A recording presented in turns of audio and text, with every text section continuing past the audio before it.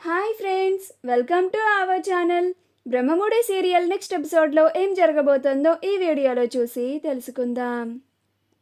నేను రాజ్ని మాత్రమే పెళ్లి చేసుకుంటాను అని మొండి పట్టు పట్టిన రాజ్ మాజీ ప్రియురాలు.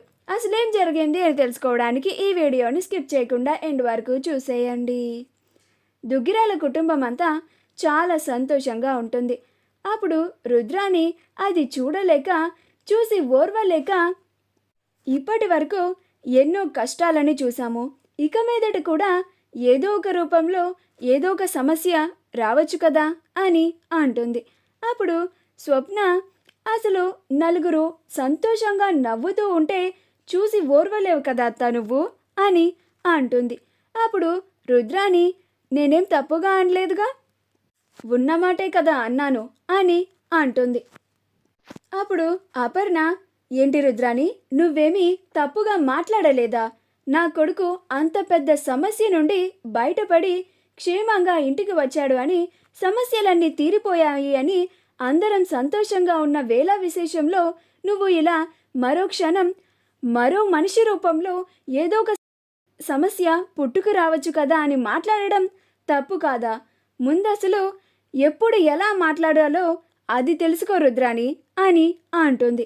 అప్పుడు ప్రకాశం, అలా తెలుసుకునేదే అయితే రుద్రాని ఎందుకు అవుతుంది వదినా అని అంటాడు. అప్పుడు స్వప్న, చాలా కరెక్ట్గా చెప్పారు అంకుల్ అని అంటుంది. రాజ్ మాజీ ప్రియురాలు నాన్సీ చాలా ఏళ్ల తర్వాత ఫారిన్ నుంచి ఇండియాకి వస్తుంది. అలా ఇండియాకి రాగానే తను నేరుగా రాజ్ కోర్టులో ఉన్నాడని తెలిసి రాజ్ని చూడడానికి అక్కడికి వచ్చి రాజ్ని చూసి తన ఇంటికి వెళ్తూ ఉంటుంది. తను ఇండియాకి వచ్చిన సంగతి వాళ్ళ అమ్మా నాన్నలకి చెప్పకుండా వాళ్ళకి సర్ప్రైజ్ ఇవ్వాలని వాళ్ళ ఇంటికి వెళ్తూ ఉంటుంది. అలా వాళ్ళ ఇంటికి చేరుకున్న తర్వాత నాన్సీ వాళ్ళ ఇల్లుని చూసి తన చిన్నప్పటి జ్ఞాపకాలన్నిటినీ గుర్తు చేసుకుంటూ ఉంటుంది. అలా నాన్సీ గుమ్మం దగ్గరికి వెళ్ళి మామ్, డాడ్ అని పిలుస్తుంది.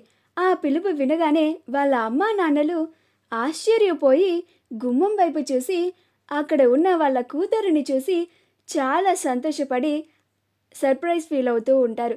అప్పుడు నాన్సీ సర్ప్రైజ్ అని అంటుంది. అప్పుడు నాన్సీ వాళ్ళ అమ్మ నాన్సీని హత్తుకొని, బేబీ, ఏంటి ఈ సడన్ సర్ప్రైజ్? మేము చాలాసార్లు ఇండియాకి రమ్మన్నా రాలేదు, ఇంత సడన్గా వచ్చావేంటి, ఏంటి విశేషం అని అంటుంది. అప్పుడు నాన్సీ వాళ్ళ డాడీ కూడా, బేబీ, చాలా రోజుల తర్వాత నిన్ను ఇలా కళ్ళ ముందు చూస్తుంటే చాలా సంతోషంగా ఉంది బేబీ, నీకు నువ్వు ఇండియాలోనే ఉండాలి, ఫారిన్ వెళ్ళకూడదు అని అంటాడు. అప్పుడు నాన్సీ వాళ్ళ అమ్మ, మీ తండ్రి కూతుళ్ళు మాటలు కాస్త ఆపితే నేను నా కూతురికి దిష్టి తీసుకుంటాను అని నాన్సీకి దిష్టి తీసి, ఇరుగు దిష్టి పొరుగు దిష్టి అని దిష్టి తీసి తనని లోపలికి ఆహ్వానిస్తుంది. అలా నాన్సీ లోపలికి రాగానే, మీరేమీ వరి అవ్వకండి డాడ్, నేను ఇంకా ఇండియాలోనే ఉంటాను, శాశ్వతంగా ఇక్కడ ఉండిపోవడానికే వచ్చాను అని అంటుంది. అప్పుడు నాన్సీ వాళ్ళ డాడ్ ఆశ్చర్యపోయి, బేబీ, నువ్వు చెప్పేది నిజమేనా అని ఆశ్చర్యపోతూ ఉంటాడు. అప్పుడు నాన్సీ వాళ్ళ అమ్మ వచ్చి, మరే ఎలాగో బేబీ వచ్చేసింది కదా, ఇక్కడే ఉండిపోతాను అంటుంది కదా, ఇక్కడే ఒక మంచి సంబంధం చూసి బేబీకి పెళ్లి చేసేద్దామండి, మీరే బేబీకి ఒక మంచి సంబంధం చూడండి అని అంటుంది. ఫేస్ మీద స్కిన్ డ్రై అయిపోతూ ఉందా, డార్క్ స్పాట్స్ ఎక్కువైపోతూ ఉన్నాయా? మామాఅర్త్ రైస్ ఫేస్ వాష్ మన స్కిన్ మీద డార్క్ స్పాట్స్ని రెడ్యూస్ చేయడమే కాకుండా ఇందులో ఉన్న నయాసినమైడ్ మన స్కిన్కి బూస్ట్ ఆఫ్ హైడ్రేషన్ని ఇస్తుంది, మన స్కిన్ మరింత గ్లో అయ్యేలాగా చేస్తుంది. వెంటనే ఈ ప్రోడక్ట్ని ఆర్డర్ చేసుకోవాలనుకుంటే డిస్క్రిప్షన్లో ఉన్న లింక్ని కానీ వీడియో మీద స్క్రోల్ అవుతున్న షాపింగ్ ఐకాన్ని క్లిక్ చేసి కానీ మీరు ఆర్డర్ చేసుకోవచ్చు. ఈ లింక్ని యూజ్ చేసి ఆర్డర్ చేసుకోవడం వల్ల మీకు అప్ టు 25% వరకు డిస్కౌంట్ వస్తుంది. అప్పుడు నాన్సీ, మీకు ఆ పని అవసరం లేదమ్మా అని అంటుంది. అప్పుడు వాళ్ళ అమ్మ, అదేంటి బేబీ, అంత మాట అన్నావేంటి, సంబంధం చూడాలి కదా అని అంటుంది. అప్పుడు నాన్సీ, ఎందుకంటే నేను ఒక అబ్బాయిని ప్రేమిస్తున్నాను అని అంటుంది. అప్పుడు నాన్సీ వాళ్ళ అమ్మ, ఎవరు అని అంటుంది. అప్పుడు నాన్సీ రాజ్ ఫోటోని వాళ్ళ అమ్మా నాన్నలకి ఇస్తుంది. అప్పుడు వాళ్ళిద్దరూ రాజ్ ఫోటోని చూసి, అబ్బాయి చాలా బాగున్నాడు బేబీ, మీ ఇద్దరి పేరు కూడా చాలా బాగుంటుంది కదండి అని అంటుంది. అప్పుడు నాన్సీ వాళ్ళ డాడీ అవును అని అంటాడు. అప్పుడు నాన్సీ వాళ్ళ అమ్మ ఈ అబ్బాయి అమ్మా నాన్నలు ఎక్కడుంటారు చెప్పు బేబీ, వెంటనే వెళ్ళి పెళ్లి సంబంధం మాట్లాడి మ్యారేజ్ ఫిక్స్ చేస్తాం అని అంటుంది. అప్పుడు నాన్సీ మీరు వెళ్ళి మాట్లాడాల్సింది అబ్బాయి వాళ్ళ అమ్మా నాన్నలతో కాదు, ఆ అబ్బాయి భార్యతో అని అంటుంది. అప్పుడు నాన్సీ వాళ్ళ అమ్మా నాన్నలు ఆశ్చర్యపోతారు. ఏం మాట్లాడుతున్నావు బేబీ అని అంటారు.